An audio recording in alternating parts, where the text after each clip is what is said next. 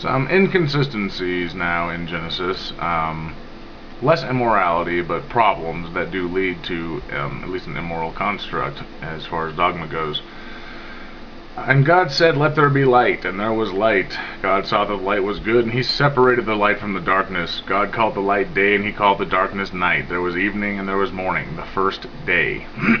Now, that's Genesis 1:3, the beginning of everything.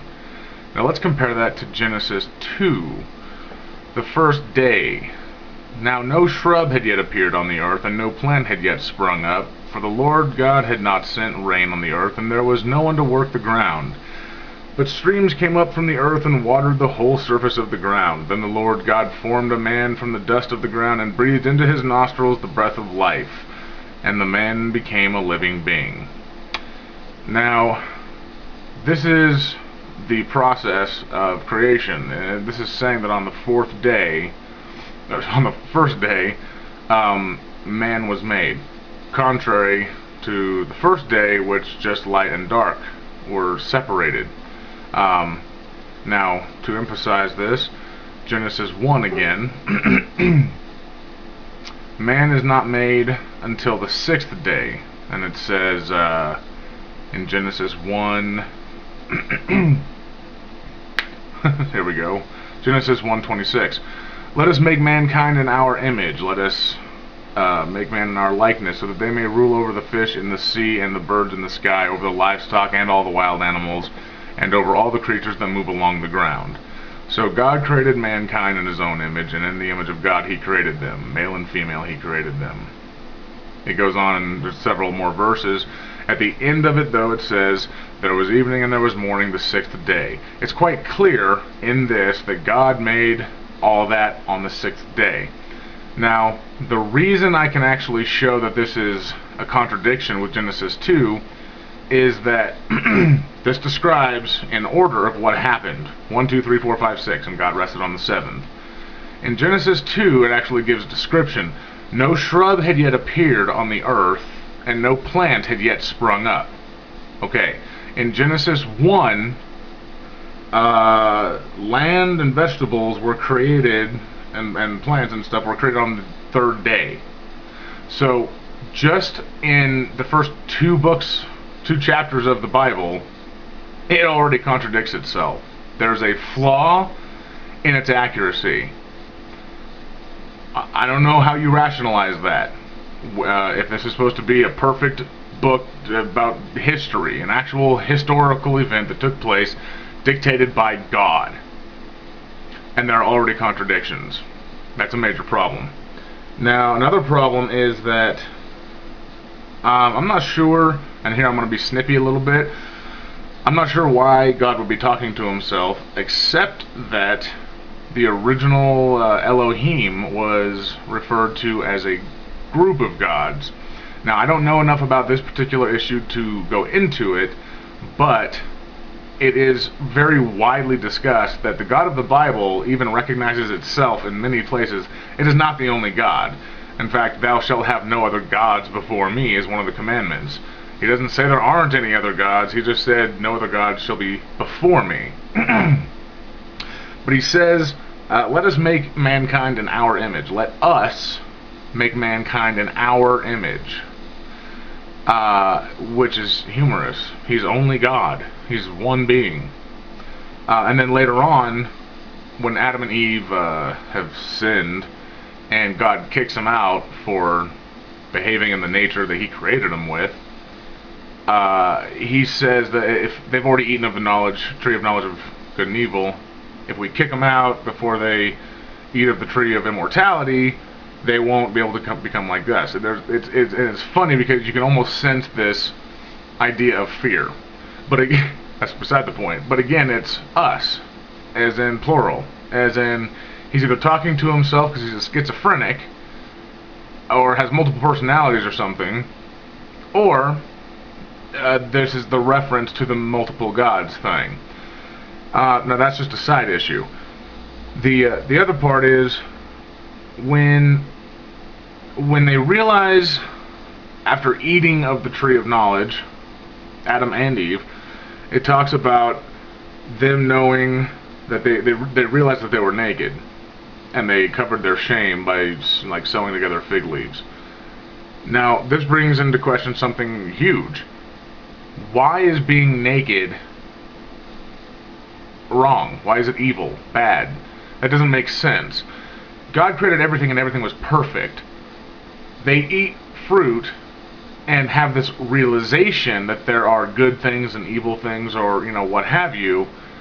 But then for them to realize that being naked was wrong directly means that being naked was in fact wrong. Why would being naked be a bad thing? Why is being naked bad inherently? Especially if, one, it was made by God, two, there was no sin to corrupt anything up until that second, and three, they didn't live with anybody else. Nakedness is a social construct. I mean, in fact, culturally, you can look from different places around the world. I mean, some people go topless and bottomless, some people, some guys have their penis shoved in like little court tubes and stuff. I mean, it's weird. But cultural stuff is all relative. There was no reason for them to be clothed. As a social construct, any kind of propriety didn't even exist up until that point. So, I mean, even if you want to pretend that, okay, there was something about it that was potentially bad or whatever later on that we designed, at that moment, there was nothing bad in existence, ever. So, to automatically jump to them being naked as a part of their evil realizations doesn't make any sense at all. And furthermore, like I mentioned in part 1, the talking snake, it just talks about the talking snake being more crafty than any of the wild animals. This is in Genesis 3. Whenever have animals been able to talk? I mean, yes, there's a couple birds and, I don't know, what else is there? Talking things. There aren't. Especially not serpents. Which I suppose is why people assume that this is Satan, but putting your words in the Bible is extraordinarily dangerous because it doesn't say that.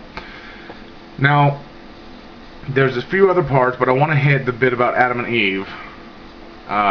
When they were created, Eve was created 13 years, I mean, this is a very safe estimate, it's 13 years after Adam was created in Genesis 2. And the reason I come to that number is because in Genesis 1, man and woman were created together on day 6. On day 2, or in Genesis 2, man was created on day 1, and Eve was not created until a whole bunch of other stuff had taken place. And the big thing there is that Adam had to name all of the animals. That's a lot. There are 7 million species, and that's a conservative estimate, 7 million species of animals. If you don't believe in evolution, I mean, see, here's where you guys stab yourself in the foot, because if you believe that evolution is possible, even on a really short scale of 6,000 years, you could say, and here I'm giving you your own little bit of defense here, you could say that it was possible for there to be fewer animals and they evolved very quickly and blah blah blah after the flood, whatnot. Fine. There's 7 million species, and if you don't believe in evolution, then that means that Adam had to name every single one.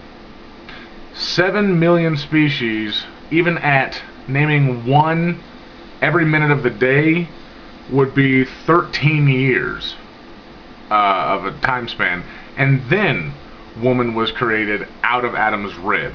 So, again, you have a difference in the time scale of what actually happened.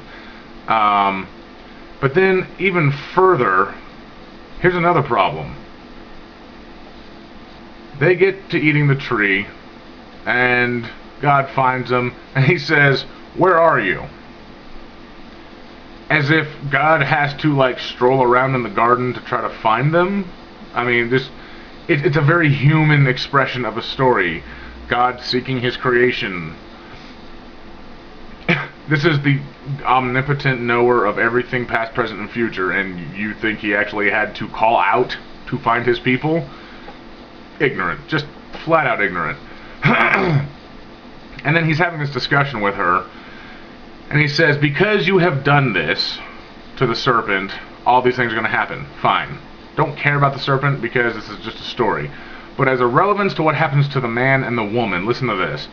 To the woman he says, I will make your pains in childbearing very severe. With painful labor you will give birth to children. Your desire will be for your husband, and he will rule over you. Now, this goes back to the misogyny video I did about, he will rule over you. There's no dispute. But the problem is that the way it's even presented. It's not like in later on and you hear apologists try to say, well, someone has to be the head, and that way when a decision has to be made, such and such happens or whatever, and it's just kind of a necessary evil because there has to be, it's a natural order of things. Well, first off, nothing ever has to be. Nothing ever has to be. If you believe that your God is omnipotent, then anything that you declare was a has to, you're actually putting limitations on your God. So there was no ever had to be anything ever, per your own beliefs. But more than that, he's putting this into play as a punishment.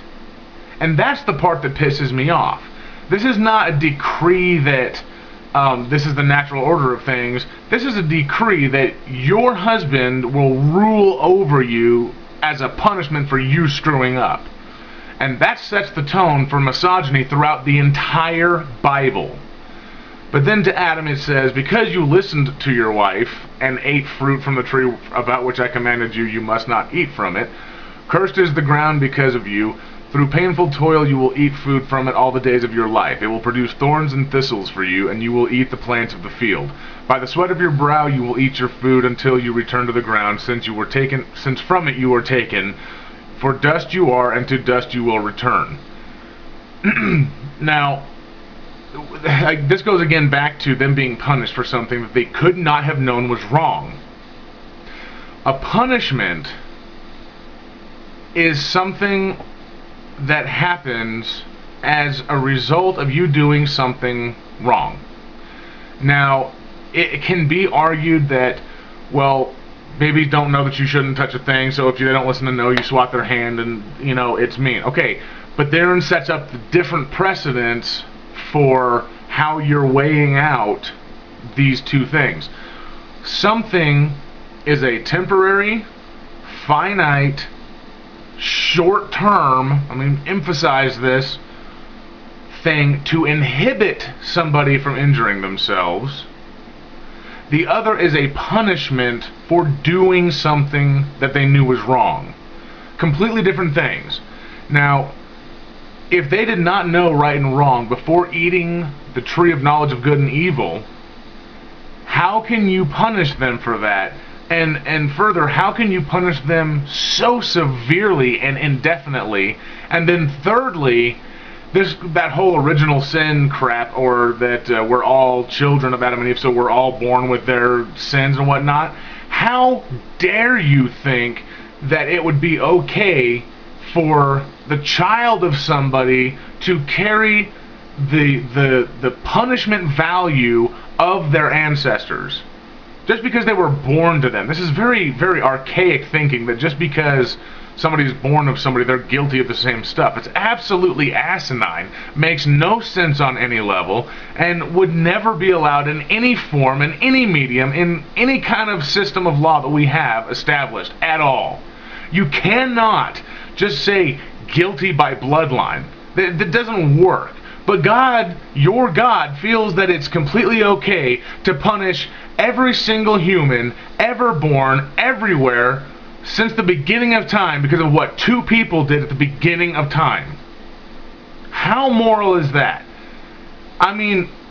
This is, I hate to use this, but it's such an easy reference because everyone understands this.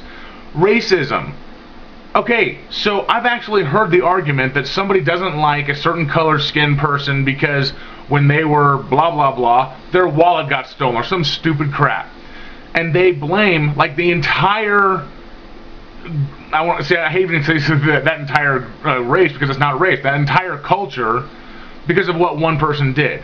As absolutely asinine as that is, it is just as stupid to blame an entire human race for what the two beginning people did at the beginning of time. I mean, do you see how absolutely retarded this is? Makes no sense. And this is the God you worship. And then on top of all that, he set all this into play. Need I remind you, this wasn't like this stuff was created and he's trying to manage it because he's just like was thrown in at the last minute by some guy from corporate who said, yo, we need you to take over what's going on here and see if you can figure this stuff out. No. He's the designer, the owner, the operator, the creator, the funder, the producer, the manufacturer, everything. He set it all up. He did that. And again, he did it for his own purposes. There was no reason for any of this to be the case. He chose to make all of this the way it was. Why? Because he felt like it. There was nothing to compare to, nothing to contrast against, nothing to compete for, nothing to be apathetic against, nothing to be lazy about. He did all of this by his own choice. Which means he enjoys it. That really, I mean, unless he's a masochist and he's doing it because he hates it, I mean, you know, you can be the judge. But regardless of how you feel about it, he did it. And I'm still not done. This is going to be part 2, probably part 3 or part 4 coming up. I'll see if I can cram this all into just 3, but this is your God. This is the God that you worship, setting all of this crap up on purpose. And I can only say that it was to enjoy watching us suffer, because he could have had the same type of reality without the need for there to be an evil in the first place. So, alright, there's part 2, guys. Take care.